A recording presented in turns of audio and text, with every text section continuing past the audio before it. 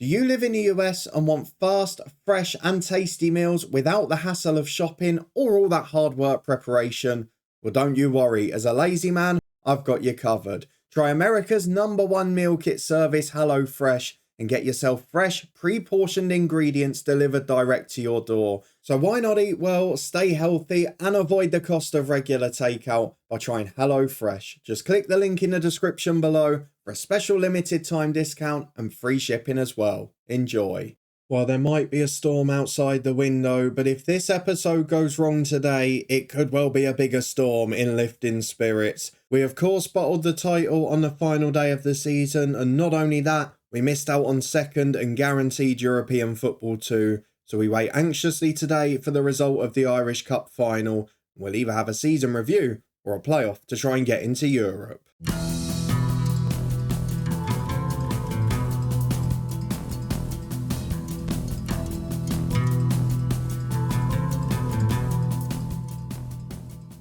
Yes, hello and welcome along to part 79 of Lifting Spirits with me, Daniel. We are back today following the unmitigated disaster of the last episode. We missed out on the title by 3 points on the final day, and we missed out on second as well. What that means in reality, no SPFL Trust Trophy next year, and if Portadown shock Linfield in the Irish Cup final today, it also means no guaranteed European football. You can see at the top of the screen they're preparing us for a European playoff, so let's just hope that Linfield do the trick in the Irish Cup final.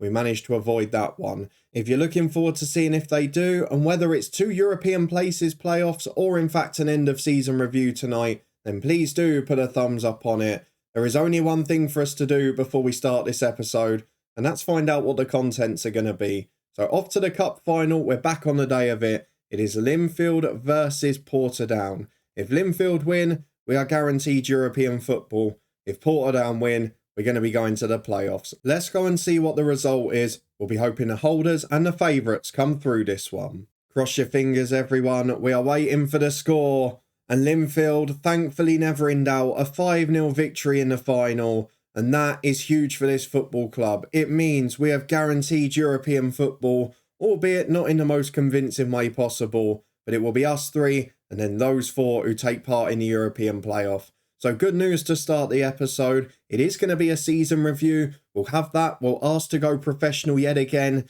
the second year in a row, and this time we have got more than £1 million in the bank, so maybe it gives us an opportunity. With a guarantee of a 6-figure sum for European qualifiers as well, I'm hopeful this might be the year, because if you look at how this season finished, if you look at how it happened when we got 2 or 3 key injuries, we're definitely going to need a bit more depth. So let's go and see if we can get it. We'll start with a season review and asking to go pro. Here we go then. Rather bizarrely, we've not got an end of season review, but we've got all the other stuff we would normally get. And I can't see that there's any comments of the review here either, which is really odd. So we might be doing it slightly differently today, but the crucial bit is that we have got no further fixtures. And as a club, despite the disappointment in the league, getting to 9 seasons and not having a title, and after getting so close as well, it does give us the opportunity to reflect on the fact that we're still growing as a club.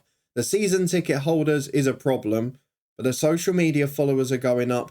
There are more fans turning up overall. We've just got to turn them into regulars, and that is the big problem moving forward. The fans still only expect mid-table. They're not over-ambitious at the moment, but we know we're part of that top 3 now. It's just how far we can go. You can see Sean Daniels getting a mention in the analyst report there. But what are the club vision for next season? We have got to qualify for the Europa Conference League. We've got to be competitive when we get there. So basically, they're saying we've got to stay in this top 3 as well. And I have confidence that we'll do so. So we'll accept that club vision. The squad dynamics are okay, but we are coming to a bit of a crossroads now. The likes of McElhatton and McClellan just fell out the first team at times this year. The same again for Jake Cooper, who's getting a bit older, and we've got a few contractual situations too. So with us being semi-pro at the moment, that could yet be an issue for next season. The end of season team meeting we'll do in a moment. The team report we'll go through a bit later on. The injury report is a bit worse this year. You can see it. We had a big one for Mark Wilson. Morgan Griffiths, when he was out, we really struggled with. And it was just a lot of those 3 or 4 week ones where you just missed a player for... And it looks okay on the face of it, saying, well, it was only a 3-week injury in a 7-8 month season. But if that 3 weeks is during December or January, you're essentially missing a fifth of the season because of the way the Irish schedule works. It's so frustrating. So we had that with Harley Jones, Wilson, Bell definitely missed out a bit there, and Pardy was over winter too. And then Daniels, McCann, Puarte, there's a few of them that have had little knocks. So it is about, can we get the injuries either at the right time of the season, or of course just reduce them overall, which would be the preferred alternative. But they've got an end of season break. They'll be back earlier than that because of the European qualifiers. And we'll have a little look at the coefficients later because there's potentially big news for Northern Ireland and it could change the way this save works moving forward. We'll get through the weekly meeting. We're not going to worry about that for now. But let's go and ask the big question. We'll go to the club vision. We're going to go and ask the board, can we turn professional? Because let's be quite honest about it. We need to do it. There is an election in progress. You know they have that every year here in May, but it shouldn't affect this. So let's ask for professional status. Over £1 million in the bank. We're doing all right. Let's see if we get it. We'll be back in a couple of days, hopefully, for a bit of a roundup of the squad. But there's no point us deciding what we're going to do this summer until we know what situation the club's going to be in. Thankfully, that consolation prize has now been secured in the shape of European football. But let's go and see if we get professional status. Because realistically, to compete with Larne and Linfield in the long term, that is the one thing we're going to need. Well, I think this one might have been even quicker than last year to reject, but the reason is different. Last year is that we didn't have the finances to do it. The board aren't saying that we can't afford it now, which I think is maybe a positive sign, but they are saying we've got to put a compelling case forward for it because they're happy in the football pyramid. The club hasn't been this high for a long time and we should stabilise first. Do you not think I've done that already? I guess if we're being realistic and we're taking aside our bias, it only takes 1 year of failing to make European football and the club's in a mess, isn't it? So I can see why they feel that way, but I'm asking them to take a little risk for me. Let's go and have a chat with them. We should be looking to enhance the reputation or attract better players. Which one's the better option? To be honest, I want to enhance the reputation. That's the one for me. We still believe we can achieve fame as a semi-professional side. People love to root for the underdog. Have some ambition about you, will you? If we turn professional, it sends a message to all of our rivals that we mean business. It will improve the club's reputation and prestige, as we've seen very clearly with Linfield. Let's see what he says. We believe the club can make that sort of progress without having to turn pro. Shay, you're lying to yourself, you're lying to me, you're lying to the fan base. I'm going to say this is really important and I would implore you to reconsider. You can ask as much as you like, it's not going to do any good. After all I've done for the club by raising its profile, no, we're going to get left behind by our rivals. We're not willing to make this request. They're not going to do it, are they? After all I've done, this is the least you could do for me. I don't think it's valid. This is really, really disappointing. We both want best for the club. I don't think you do. I can't threaten to leave my job. It would ruin a one-club save. But another summer that we don't turn professional. We're going to get a decade into this save and this job and not have a professional club and arguably not have won a league title. This could be a real problem for us, but at least we've got an answer. With that in mind, let's go and plan for the summer and then we'll take a look at the coefficient because it was a little bit of a weird season on the pitch. For some time, we were very efficient. We obviously competed for the title for the first time in this save, so there are positives. We didn't really do that much better in terms of point total, and we didn't really do that much better when it came down to a pressure situation. What was weird, though, is that we weren't the best in front of goal, which has always been something we prided ourselves on. Now, Michael Hatton, you could argue, was still scoring a goal per start, and maybe should be first choice again next year with the current team, but Mark Wilson did have his spells before he got that injury, of course. Looking at the rest of the side, we know we've got a good team. We know that what we've got here can compete for the title, but can it take that next step?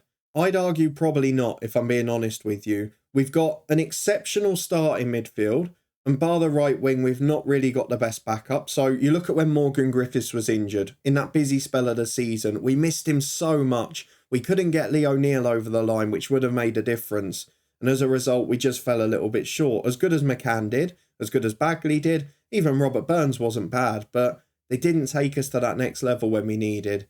I still don't think we've got the most commanding defence in the world. I think our fullbacks are solid. I think our centre-halves are decent, but I don't think we've got world beaters. We've got a great goalkeeper. We've got a very good start in midfield. We've maybe not got a top striker at this level. When I look at sort of Andrew Bell at Glentoran, when I look at that Mackie at Linfield and McGuckin, We've not got that player. We've not got the quality, but they're professional clubs and we're semi-pro. So how do you compete with clubs that are paying £1,000 a week for a player? And we can't afford to even pay half of that. We have got the promise, of course, of this guy who came through our youth intake this year. Didn't get to play because obviously the title went to the wire. But I do want to get him involved in first team action next year. Give him an opportunity to improve. Bit worried about his aggression though, given some of the red cards we saw late in the year. But then other than that, it's basically strengthening the first team when it comes to striker and defence. And then in midfield, it's about strengthening the depth. Now, that's easier said than done. We have got a little bit to work with, about £1,500 of wages, 300 grand of transfers. In essence, we could bring in a few more players, but once we've played those European qualifiers, we make a loss throughout the season. So when we finish the European qualifiers this year, we run about 1.43 million. We just got above it there. So it's up to 1.35 as a month end figure. And we've lost 150 grand since then. And that's before these 2 months where we're going to be paying players and not playing any fixtures. So we've got to bear in mind, if we want to turn professional and make money, and we want to improve those facilities, we want to get to that top level before the end of this save, we can't afford to invest all of our money in players straight away. Now, you could argue it works the other way there. Get great players, sneak to the 3rd or 4th qualifying round or to Europe or win a title, and you've suddenly got more money in the bank, which is also fair, but it's an incredible gamble if you're not professional and then it backfires. Add to that we've managed to get most of these players tied down. If I show you the contracts now, so of the key players, we've got most tied down for another year, then for 2 years the 2 centre midfielders and a few of the youngsters as well, and we're starting to really push that squad onto longer contracts. But if these wage demands start to double and treble as the years go on, as we saw briefly with Brian Varma, we could then be in a spot of bother when it comes to renewing them again. So it does come down to this. Can we turn pro? Can we win a title at last? And if not, are we going to need to make a big overhaul of the squad? Because I actually like the players we've got here. I feel we're 2 or 3 away from a title. A great centre-half, a star right-back and a top striker. If we do that, I think we walk the league. We've got Linfield and Larne, who again, hopefully will be playing European group stage football. And if they're doing that, can we build up that big lead again? Then all we've got to do this year is have a slightly stronger and better mentality within the squad so we don't bottle it. If we do that, it's all hunky-dory, isn't it? So I'm not too worried about this season. The end was a little bit concerning, but we just ran out of puff. So strength in depth is going to be the big focus this summer, and just those couple of key positions to try and improve.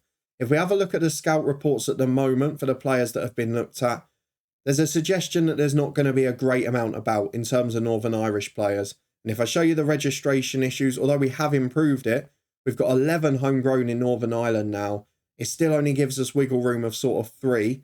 And for those, we probably have to replace people in the squad. Because again, you can't just strengthen it. You've got to get one out to get one in. And that's the tricky situation at the minute. But that focus on the summer will of course return to in the next episode. A big transfer special and a first European qualifier. But now I want to show you coefficient news. It's a screen that probably for the rest of this save we'll be looking at every summer now. And this year, I think the news is pretty big out of Northern Ireland. So let's go and have a look at why I say that. We have a look at the Nation Club coefficients. Northern Ireland this year, as it stands, having a look at the totals, are due to move up above all of the sides up to 31st, and also Slovenia up there, Israel up there, and we're almost level with Liechtenstein as well. So we're going to overtake 6 or 7 nations this year and go into the top 30. Now that is big news, and it makes it even more annoying that we missed out on second, because if you have a look at qualification places, when you get into that top 32, you get a team in the Europa League instead of the Europa Conference qualifiers. That makes things an awful lot easier to get by. At the moment, we're not going to benefit from that. Larne will, so we'll see how it works out for them. And if we get a few places further up to where Israel are currently, then we'll get a side in the second qualifying round of the Europa Conference. A couple more after that, we get into the second qualifying round with everyone that qualifies for Europe. And then once you get up to the top 15, you get 5 sides in, but that'll be a while yet. What I'm really excited about here, though, is Linfield look like they've got a pretty good route to make the group stages every year. Larne did incredibly to get through this season. So if we have a look at the club ones in total, we'll do it in terms of coefficients again. Let's just go to Northern Ireland and see where some of these sides are now. Because a lot of other teams have got their historic years dropping off, and we have got our newer years that are just getting better and better. Now for Linfield, it's just solid across the board, but their worst 2 years are the 2 years they're going to lose next. So if they can get to the group stages twice in a row, it's going to be a very different season for them. And then they're going to start being seeded in the latter qualifying rounds as well. For Larne, it has been incredible. They picked up 7.5 points 3 years ago. They picked up 8.5 this year. They're actually going to be the best ranked side in Northern Ireland next season again. And their worst year's about to drop off. And their 3 poor years are coming off basically. So it's about consistency for them. We've now got 2 years on. If we can do that for the next 3 or 4 as well, we start to move into the double figures territory. And even the likes of Glentoran and that, we just need them to get results. On the coefficient front, we are about to make the first big stride, if you like. And then it's another 2 or 3 years. Can we make the next one and get to maybe that top 15 with 5 or 6 years to spare in this series? It's not going quite as quickly as it did at Wales because you haven't got TNS and we haven't started as a professional team. But there is definitely signs that the other two are doing more than any AI club did in Europe in our previous one of these. So let's have a look at the revenue one as well, because this is something that's important for the other clubs in Northern Ireland. We've talked about them improving their facilities a lot. We've talked about them improving off the pitch. And this is what Larne and Linfield are doing. They're now getting big money out of the coefficients here. You can see that Linfield's is over 30. You can see that Larne, with a few poor years to drop off, is already well in the 20s. So we are going to start to see them getting a bit more money out of the European runs as well. What we really need though, and the big thing to come, is this competition reputation. If we can get professional as well, if we can get 2 or 3 regularly into European group stages, that competition reputation is going to keep creeping up. It's already up to 60th when it was in the 100 and somethings at the start of this save. If we can get it up a bit more, an extra half-star reputation, it'll improve the TV deals, it will improve the attendances, and it will improve the players that come to the league. Now, if we have a look at here, we're right near the top of the sort of 2 stars. I'm just hoping we can creep up to 2.5. If that puts us above the Scottish Championship, if that puts us up with the Irish Republic of Ireland Premier Division, then it does allow us to get players from elsewhere, even across the board, at our clubs that are lower ranked and not in Europe. So that's something I'm desperate to see. The other thing I know you guys have been asking for a lot, though, is to have a look at the attendances across the board. Now, I quite often talk about how important it is that we have the likes of Linfield coming over with big crowds, and you'll see the reason why in a moment. The average attendances in the league, Linfield's is now 7,500 almost. Larne is 3,500, as is Glentoran, Coleraine over 3, and ours is still the worst in the league. Now, there is a mitigating factor for that, which is it depends on who's in the division at the bottom. But overall, our attendance is still under 1,000, but far higher than when we were starting in the top tier.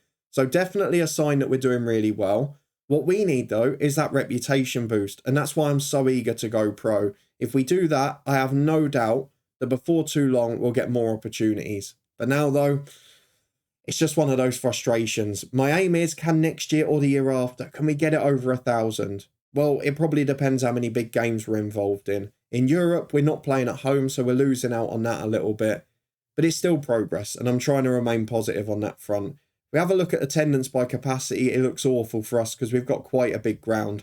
No stadium sellouts as you would expect, but Cliftonville and Crusaders, they are managing that. For Larne and Glentoran, they are managing that. And Linfield got 18,000 in for one of their games when they won the league. Whatever you say about the attendances being poor, and our worst one definitely is a lot poorer than anyone else's, ours definitely does depend on the away crowd a bit more, and our attendance is boosted by being in the top 6 after the split. But it is still progress, and for the rest of Northern Ireland, it's going up far quicker than us. I wanted to see actually if I could show you, and I can't remember how to get to it now, and it's the reputation of the clubs in the nation. There we go, that's what I was looking for. So we're currently a 1.5 star reputation team. Linfield, Larne and Coleraine are all 2-star. Glentoran and Cliftonville, among many others, 1.5. And only Warren Point are 1-star of the teams in the top tier. Dergview and Carrick are 2 that generally have a lower attendance than us when they're up here. Newry, another one of those as well. But the reputation is slowly growing across this league, and for Linfield and Larne with their European exploits, I feel it won't be long before that goes further. So that's the side of the game we've got to keep an eye on as well. But the ultimate aim for us is we've got to go pro. I'm almost at the stage now where I think, do we go big on the facilities and that? But I know I'll regret it. So I want to get professional first, then we'll do the rest. But the squad is going to be the big focus this summer. We have got to take that final push from league challengers to league winners. And when you look at, even if we put them in star info order, when you look at the squad, there is a lack of quality near the bottom. So many sort of so similar players. All 4 of our centre-halves are good. None of them are great. Can we find that next step in the road? We've got probably 6 or 7 stars in the squad. It's about finding 11. If we can get 11 great starters, 11 solid backups, I think we win the league. You can let me know in the comments if you think we'll finally make that last step next year, or do you think we're going to have to play second fiddle again? For me, it's a very good squad. It's still a squad that's largely of a good age as well. It's just about improving in those key areas, and if we do it, I am backing us to become champions. The one thing I will say next season as well, I know it's popped up a bit, we are going to play a bit more positive. We probably won't change any of the way we play, because I really like it generally. I think we'll probably just do that and tick up to positive instead. But for now, it's a big summer ahead. There's a lot of transfer work to be done, and we will be back in a couple of days' time to reflect on it, as well as play our first European qualifier. Fingers crossed we'll be seeded and we'll get a nice draw again. If you're looking forward to finding out and you did enjoy this heartbreaking season in the end, then please do put a thumbs up on it. Let's look at the positives. We did win the last domestic cup we were missing, and we did get closer to the title than ever before. But the next step is the one that we've got to take. And I'm hoping that will be both domestic with the title and in Europe too.